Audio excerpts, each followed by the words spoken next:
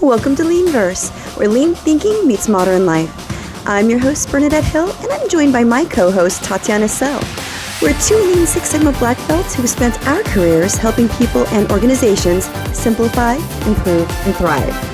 Our goal at LeanVerse is to ignite the desire for transformation and provide the tools to turn intention into action. Together, Tatiana and I unite the technical and the human, translating process improvement principles into everyday wisdom that helps people remove waste, find flow, and focus on what really matters.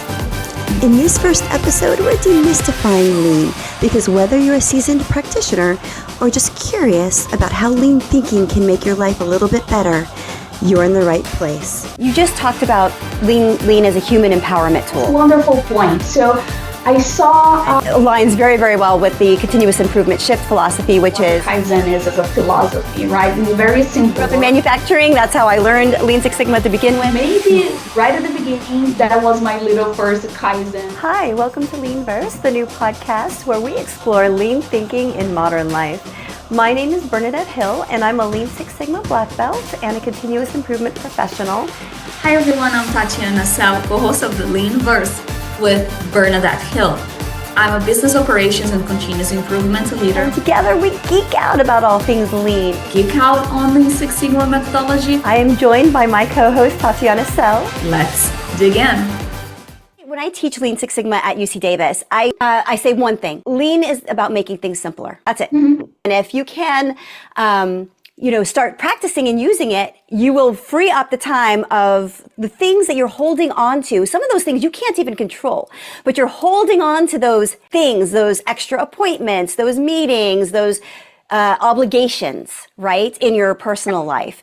And thinking lean is about taking that, reflecting and taking that inventory. What would I rather be doing? What does building a life that works for me look like? And where is the gap, right? We talk about gap analysis in Lean Six Sigma, but really it's just, what is the difference between where I want to be and where I am right now? Have I even thought about where I want to be? Or am I just so overwhelmed by the day to day, I haven't even thought about tomorrow? And when we apply that at work, it means at work that we're constantly overburdened by all of these tasks that are never ending, right? That we're holding on to. And then we're overwhelmed and we can't take vacation and then we're stressed. And at home, it's the same thing. All of these stressors and obligations you're holding on to, no, you can't maybe get rid of it tomorrow. But if you never think about how you're going to get rid of it, if you can't think ahead and think about, I want a different future, then you're stuck there, right? But you don't have to be stuck. Lean gets you unstuck because it helps you start to think, change your mindset. You've said that many times, from I can't because to how can I, right? And that opens up possibilities. Lean Six Sigma I'm not sugarcoat, right? It can be a very technical methodology for sure. But the very first thing that I tell people, because I see some folks going, let's start with, those very technical terms or even technical tools. I say, well, wait a second. Let's first understand what the real problem is, and then focus on the tool versus just trying to show off everything that we can. It's a large toolbox, right? Sometimes you can do a lot of fixes with simple tools in there. So the very first thing is understand the problem and what it can bring. But to your point of making it accessible, I think that the goal is not to impress with the statistics.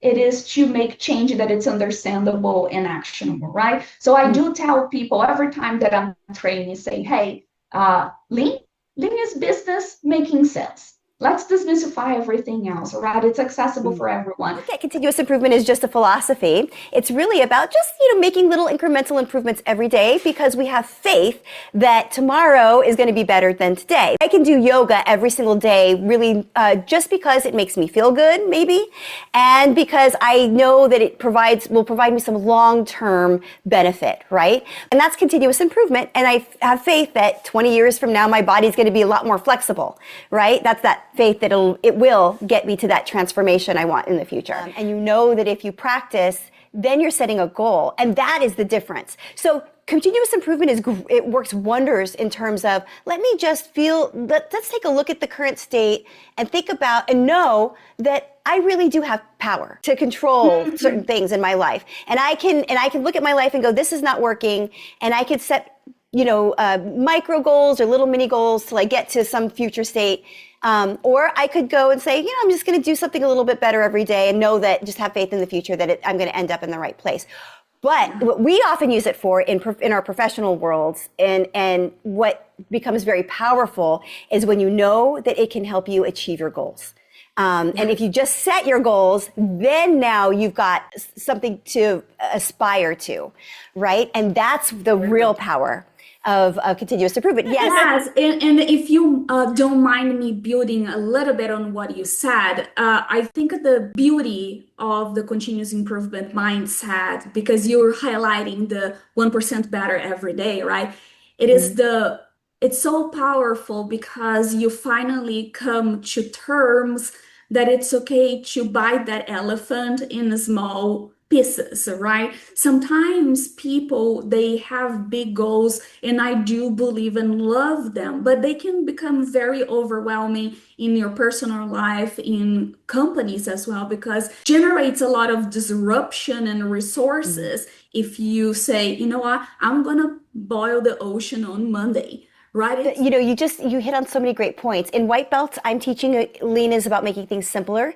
But in yellow belt, we're teaching about the mindset shift. So, what we talk about is that traditional thinking, we can't do this because that may be true. There may be a reason why, something is getting in the way of you doing something, accomplishing some goal or taking your next step. But because people think that, their brain stops thinking stops looking for solutions. We can't because, all right, we can't, I'm going to put that aside. I'm going to work on the next thing, right? You can't give yourself the mental space and clarity to think about whether or not the way that things are going right now are good or not, if you're constantly overburdened and overstressed. And so one of the things that, Lean Six Sigma or a lean type of methodology could do is help you remove all of those barriers and stressors that are getting in the way, so you can think more openly and creatively about what you really want in your life. The everyday better, it really gives you the confidence, okay, I can manage this, and then I can manage the next step and so forth. And this is especially important depending on your span of control of things. When you're doing in your personal life, to be a yogi or to be the best headstander lady you can ever be, it's within your control. You can do it.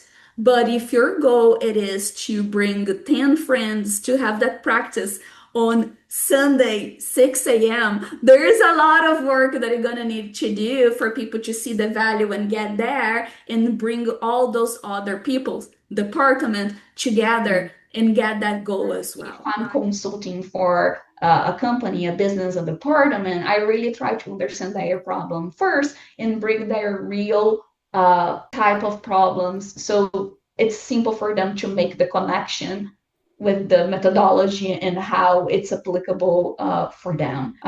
Making sure that you listen to everybody and involve, make it simple. It's simple because for adults, if you think of how adults, they learn, it's learning by doing. So use that language, work on their real problems, make them experience what the methodology is, the framework is, and the behaviors that come with it. And I think that ended up kind of being simple. We should be passionate about doing the improvement and not passionate about impressing people with the statistics. If we can explore totally different ways to see things and create the psychological safety that we also need when we're doing the continuous improvement, that's got stuck in my head forever. And now every time that I'm coaching Bernadette, or if I'm acting as a practitioner myself, I always think, is there a very simple way that I can try to figure this out, right? It's the simplicity in the simplicity. It's the simplicity in simplifying things for everything and making it accessible. Thank you for joining LeanVerse, where Tatiana and I bring lean thinking for modern life. If you enjoyed this episode, be sure to subscribe, rate, and share it with someone who loves learning, improving, or just simplifying their day-to-day. You can watch and listen to new episodes on YouTube and also on Spotify. Until next time, keep continuously improving, because life is hard. Why not make it simpler?